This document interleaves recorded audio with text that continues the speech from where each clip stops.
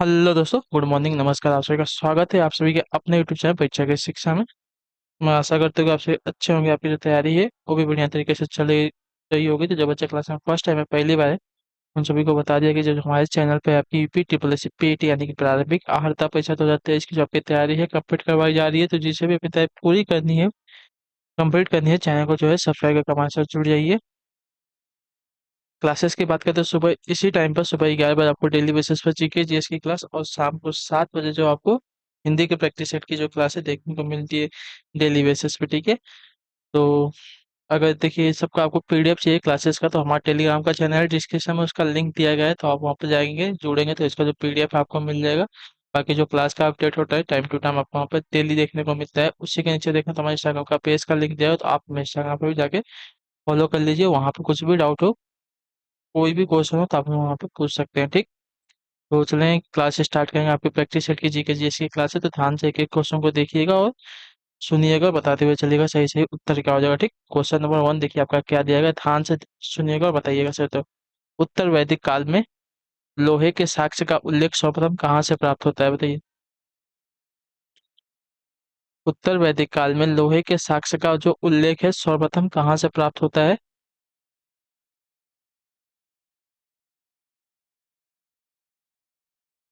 तो आपका उत्तर साथियों अतरंजी खेड़ा से, जो आपका सी वाला विकल्प देगा आपका राइट आंसर। ठीक है। उत्तर वैदिक काल में लोहे के जो साक्ष्य का उल्लेख है सर्वप्रथम आपका प्राप्त होता है अतरंजी खेड़ा से, तो जो आपका सी वाला विकल्प देगा आपका सही उत्तर हो जाएगा पहले पे। अगले क्वेश्चन बढ़ेंगे, ध्यान से देखें। दूसरा नंबर है, क्या पूछा गया है, बौद्ध ग्रंथ त्रिपिटक के किस भाग में बुद्ध के धर्मोपदेशक का उल्लेख मिलता है, बताइए।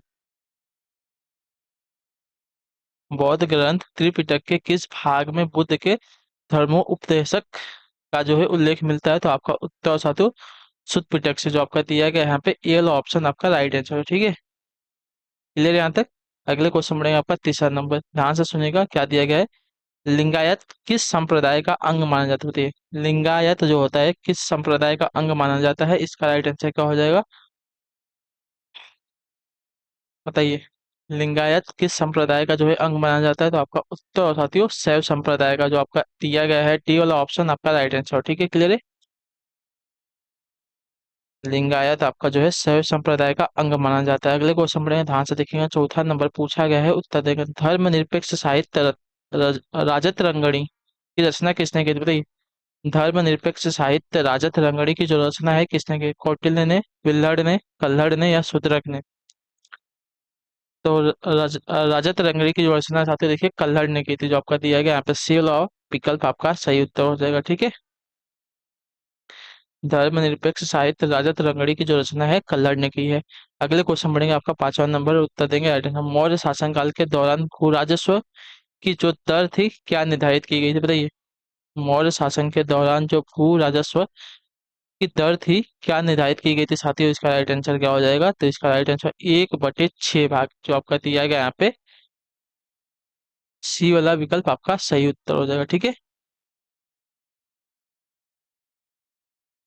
अगले क्वेश्चन पढ़ा जाएगा, आपका छठा नंबर है, ध्यान से सुनिएगा, बताइएगा राइट आंसर। बंगाल विभाजन के विरोध में निम्न में से कब शोक दिवस मनाया गया था, बताइए।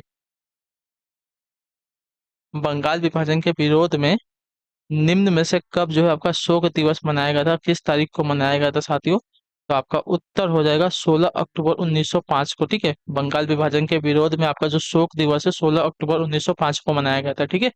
अगले क्वेश्चन बढ़ेंगे, ध्यान से। सातवां नंबर है, बताइएगा सही उत्तर। संजीवनी नामक पत्र की रचना किसने की थी, बताइए। संजीवनी नामक पत्र की जो रचना है साथियों किसने की थी, तो इसका राइट आंसर कृष्ण कुमार मित्र ने, जो आपका दिया गया है यहाँ पे ये वाला विकल्प सातवें पे आपका सही उत्तर हो जाएगा। ठीक है। अगला प्रश्न देखा जाएगा, आपका क्या पूछा गया है, ध्यान से सुनिएगा। बताए पहली बार राजस्व की मांग किसने की थी, बताइए।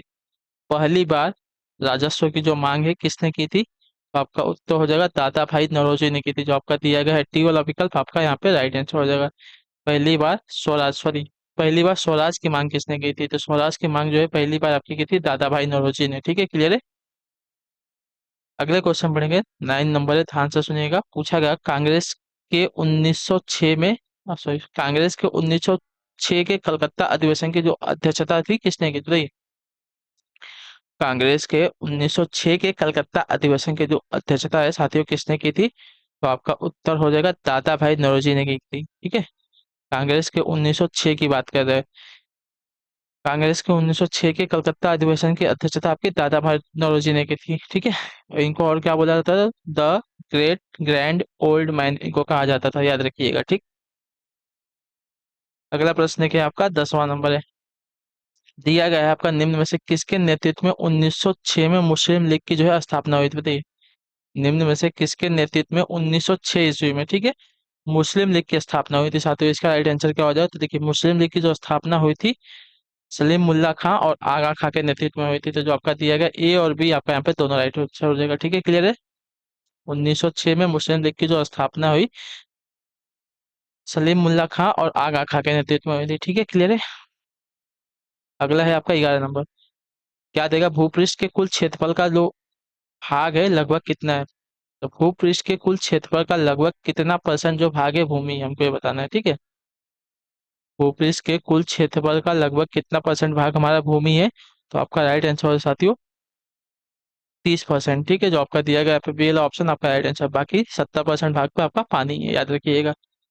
ठीक है, अगले क्वेश्चन पढ़ा जाएगा, ध्यान से देखिएगा। 12 नंबर है, उत्तर दीजिएगा सही उत्तर क्या पूछा गया आपका। पृथ्वी की सतह की सबसे ऊपरी परत को क्या कहते हैं?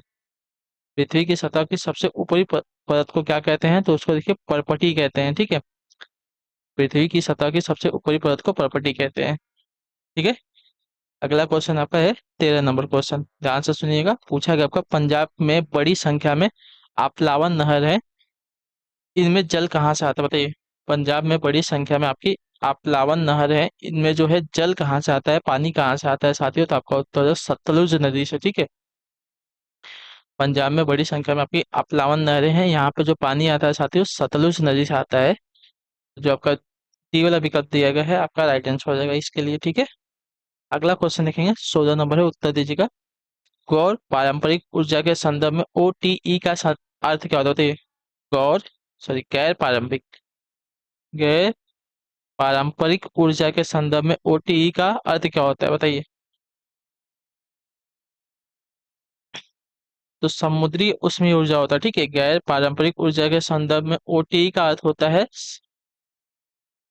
समुद्री उष्मीय ऊर्जा। ठीक, तो जो आपका बी वाला विकल्प देगा आपका इसके लिए सही उत्तर है। अगले क्वेश्चन पढ़ेंगे 15 नंबर है, ध्यान से सुनिएगा और बताइएगा राइट आंसर। पूछा गया पर्वतों की लगातार श्रृंखला कौन सी है जिसकी उत्पत्ति भारत की समुद्री सीमा के लगभग समांतर है? बताइए, पर्वतों की लगातार श्रृंखला कौन सी है जिसकी उत्पत्ति भारत की समुद्री सीमा के लगभग समांतर है? तो इसका राइट आंसर हो जाएगा पश्चिमी घाट। जो आपका टी वाला पिकअप देगा आपका यहाँ पे सही उत्तर हो जाएगा इसके लिए। ठीक है, अगले क्वेश्चन बढ़ेंगे, ध्यान से देखेंगे। आपका 16 नंबर है, उत्तर देंगे। भारत में छुपी बेरोजगारी मुख्य रूप से किस क्षेत्र में है? तो इसका उत्तर हो जाएगा साथियों ग्रामीण या तो कृषि क्षेत्र में ना। बताइए, तो देखिए आपका हो जाएगा कृषि के क्षेत्र में। कृषि और ग्रामीण दोनों दिया गया, तो आपका कृषि जो दिया गया आपका राइट आंसर। ठीक है, भारत में छुपी बेरोजगारी जो है मुख्य रूप से कृषि के क्षेत्र में है, तो ये वाला ऑप्शन आपका राइट आंसर हो जाएगा। अगले क्वेश्चन पढ़ेंगे, 17 नंबर है, उत्तर दीजिएगा। पूछा गया आपका आपूर्ति पक्ष का अर्थशास्त्र किस पर अधिक जोर देता है? आपूर्ति पक्ष का जो अर्थशास्त्र है किस पर अधिक जोर देता है? निर्माता पर, विश्व अर्थव्यवस्था पर, उपभोक्ता पर, व बिचौलिया पर, किस पर?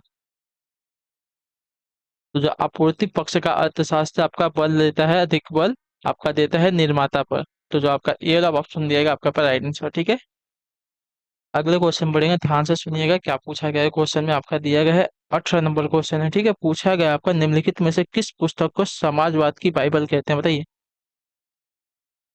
किस पुस्तक को जो है समाजवाद की बाइबल कहते हैं? तो दास कैपिटल को समाजवाद की बाइबल कहते हैं। तो आपका जो दिया गया है बी वाला विकल्प आपका इसके लिए राइट आंसर हो जाएगा। ठीक है, 18 पे आपका बी वाला विकल्प सही उत्तर हो जाएगा। क्लियर यहाँ तक? अगला क्वेश्चन देखें आपका 19 नंबर है, ध्यान से सुनिएगा क्या पूछेगा। स्वर्ण जयंती शहरी रोजगार योजना का मुख्य उद्देश्य किस प्रकार के रोजगार के अवसर उत्पन्न कराना है? बताइए, स्वर्ण जयंती शहरी रोजगार योजना का मुख्य उद्देश्य किस प्रकार के रोजगार का जो है अवसर उत्पन्न कराना है? तो आपका सही उत्तर हो जाएगा साथियों शहरी क्षेत्रों में स्वरोजगार और मजदूर रोजगार दोनों, तो जो आपका दिया गया यहाँ पे ये वाला विकल्प आपका यहाँ पे राइट आंसर हो। ठीक है, क्लियर है सभी का यहाँ तक। स्वर्ण जयंती शहरी रोजगार योजना का जो मुख्य उद्देश्य है शहरी क्षेत्रों में स्वरोजगार और मजदूरी रोजगार दोनों जो है इसका अवसर उत्पन्न कराना है। तो जो आपका ये वाला विकल्प दिया गया है 19 के लिए आपका सही उत्तर हो जाएगा। ठीक, अगले प्रश्न की तरफ चलेंगे, ध्यान से सुनिएगा। 20 नंबर पूछा गया आपका, टैक्स आधार में वृद्धि के अनुरूप कर की दर बढ़ने को क्या कहा जाता है, बताइए। टैक्स आधार में वृद्धि के अनुरूप कर की दर बढ़ने को क्या कहा जाता है? तो इसका सही उत्तर हो जाएगा प्रगतिशील कर कहते हैं उसको। तो जो आपका बी वाला विकल्प देगा विषय पे आपका सही उत्तर हो जाएगा। अगले क्वेश्चन बढ़ेंगे, ध्यान से देखेंगे, आपका 21 नंबर है, सुनिएगा और बताइएगा राइट आंसर क्या हो जाएगा। पूछा गया आपका, निम्नलिखित में से कौन सा न्यायिक आदेश उच्च न्यायालय या उच्चतम न्यायालय द्वारा किसी व्यक्ति को किसी सार्वजनिक कार्यालय पर अधिकार करने से रोकने के लिए जारी किया जाता है, बताइए।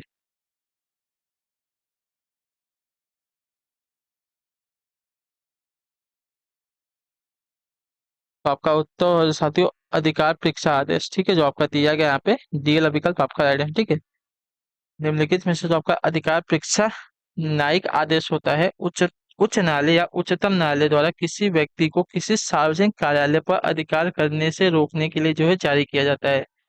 तो जो आपका डी वाला विकल्प देगा आपका यहाँ पे सही उत्तर है। ठीक है, क्लियर है। अगला क्वेश्चन देखें, आपका 22 है, 22 नंबर क्वेश्चन है, ध्यान से सुनिएगा। पूछा गया आपका, भारतीय संविधान में कितने मौलिक अधिकारों को उल्लेखित किया गया, बताइए। भारतीय संविधान में कितने मौलिक अधिकार उल्लेखित हैं, बताइए। सही सही उत्तर, इसका उत्तर क्या हो जाएगा? तो आपका उत्तर 6 मौलिक अधिकार हैं। ठीक है, क्लियर है। पहले 7 थे लेकिन अभी 6 हो गए हैं। ठीक, अगले क्वेश्चन बढ़ेंगे, देखें 23 है, उत्तर देंगे राइट आंसर क्या हो जाएगा। पूछा गया कि भारत के राष्ट्रपति को उनके कार्यकाल की समाप्ति से पूर्व महाभियोग करने के लिए किसकी अनुशंसा अनिवार्य होती है, बताइए। भारत के राष्ट्रपति को उनके कार्यकाल की समाप्ति से पूर्व महाभियोग करने के लिए किसकी अनुशंसा अनिवार्य होती है, इसका सही उत्तर क्या हो जाएगा? तो इसका सही उत्तर हो जाएगा साथियों आपका संसद के दोनों सदनों का, जो आपका दिया गया यहाँ पे डी वाला विकल्प आपका यहाँ पे राइट आंसर हो जाएगा इसके लिए। ठीक है, अगला प्रश्न आपका 24 नंबर है। पूछा गया आपका, संसदीय स्वरूप की सरकार में क्या होता है, बताइए। संसदीय स्वरूप की सरकार में क्या होता है? बहुत ही इंपॉर्टेंट वाला क्वेश्चन है, बताने की कोशिश करेंगे। तो इसका सही उत्तर आपका हो जाएगा साथियों, कार्यपालिका विधानमंडल के प्रति उत्तरदायी होती है। ठीक है, संसदीय स्वरूप की सरकार में जो आपकी कार्यपालिका होती है विधान मंडल के प्रति उत्तरदायी होती है। तो जो आपका बी विकल्प देगा 24 के लिए आपका यहाँ पे राइट आंसर हो जाएगा। ठीक है, इसको मार्क करके रखिए, आपका पूछ सकता है वाला क्वेश्चन। ठीक, अगले क्वेश्चन बढ़ेंगे, 25 नंबर है, भारत के राष्ट्रपति के संबंध में निम्नलिखित में से कौन सा कथन सही है, बताइए। भारत के राष्ट्रपति के संबंध में निम्नलिखित में से कौन सा कथन आपका सही हो जाएगा? तो आपका कथन सही हो जाएगा, प्रत्येक आम चुनाव के पश्चात वह संसद के प्रथम सत्र को जो है संबोधित करता है। ठीक, जो आपका ये वाला विकल्प देगा आपका यहाँ पे राइट आंसर। ठीक है, भारत के राष्ट्रपति के संदर्भ में निम्नलिखित में से कौन सा कथन सही होगा? प्रत्येक आम चुनाव के पश्चात वह संसद के प्रथम सत्र को जो है संबोधित करता है। ठीक है, क्लियर है यहाँ तक। ठीक, अगले क्वेश्चन बढ़ेंगे, ध्यान से सुनेंगे। क्या पूछा गया आपका? 26 नंबर है, उत्तर देंगे राइट आंसर। पूछा गया, पृथ्वी के पलायन वेग की अपेक्षा कम वेग पर एक मिसाइल को लॉन्च करने के लिए कुल ऊर्जा होनी चाहिए कितनी, बताइए। धनात्मक होनी चाहिए, ऋणात्मक होनी चाहिए, शून्य होनी चाहिए, धनात्मक अथवा ऋणात्मक, क्या होनी चाहिए?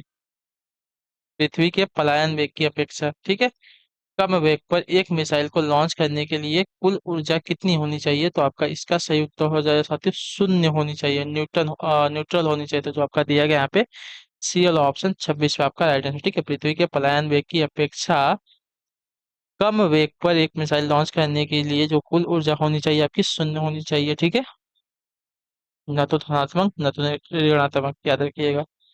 अगले क्वेश्चन बढ़ेंगे, आपका 27 नंबर है, टेस्ला चुंबकीय किसकी इकाई है, बताइए। क्षेत्र की है, प्रवाह की है, प्रेरण की है, संवेग की है। तो टेस्ला जो है आपकी देखिए चुंबकीय इकाई आपकी क्षेत्र की हो जाएगी, जो आपका ये वाला ऑप्शन देगा 27 के लिए राइट आंसर हो जाएगा। ठीक है, अगला प्रश्न आपका 28 नंबर पूछा गया आपका, एल्युमिनियम का अयस्क है क्या, बताइए।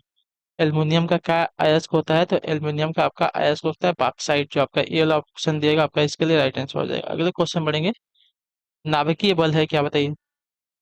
नाभिकीय बल क्या होता है? तो नाभिकीय बल की बात करेंगे साथियों, तो आपका देखिए लघु परासी आकर्षण बल होता है, जो आपका दिया गया यहाँ पे पहला विकल्प आपका राइट आंसर। ठीक है, लघु परासी आकर्षण बल को देखिए नाभिकीय बल कहते हैं, जो आपका इसके लिए बी वाला विकल्प दिया गया है 29 के लिए सही उत्तर हो जाएगा। अगला प्रश्न आपका है 30 नंबर है, आखिरी क्वेश्चन ध्यान से सुनिएगा, बताइएगा राइट में। पुंकेसर अपने परागकोशों से पत्तियों में किसमें परस्पर मिले होते हैं, बताइए। पुंकेसर जो होते हैं अपने परागकोशों में से और पत्तियों से किसमें परस्पर मिले होते हैं, इसका सही उत्तर क्या हो जाएगा? तो इसका सही उत्तर साथियों E4VAC से, ठीक है। जो आपका ए वाला ऑप्शन दिया गया है 30 पे आपका राइट आंसर, ठीक है। पुंकेसर अपने परागकोशों से और पत्तियों से E4VAC में जो है परस्पर मिले होते हैं। तो जो आपका दिया गया यहाँ पे ए वाला ऑप्शन आपका यहाँ पे राइट आंसर है, ठीक है। क्लियर है? ठीक।